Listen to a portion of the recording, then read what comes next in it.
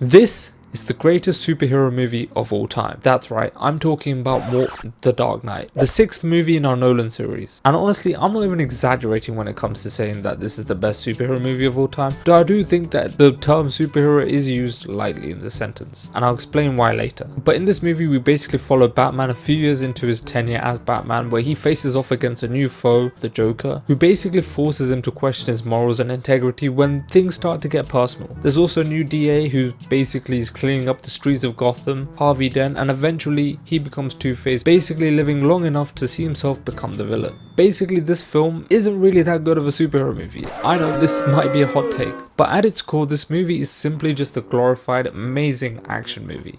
You could basically take out Batman and the Joker and replace them with two random characters, and this movie would still be just as peak as it is. But when you look at this movie through the lens of a Batman or even a superhero movie, it kind of falls apart, especially when it comes to the Batman side of things, because Batman is supposed to be the world's greatest detective. However, he doesn't do much detecting in this movie, unlike in The Batman, where he basically does a lot of detecting, and that's kind of why that movie is a better Batman movie than this. But he is a symbol of hope for the people of Gotham and a symbol of fear for the criminals of Gotham. And so that's sort of the only thread between the superhero genre and this movie. However, despite all of this, this is still a very peak movie. The performances are amazing, especially Heath Ledger's Joker. The interrogation scene is like an Oscar-worthy scene on its own. And this is definitely the easiest S-tier movie in the series by far.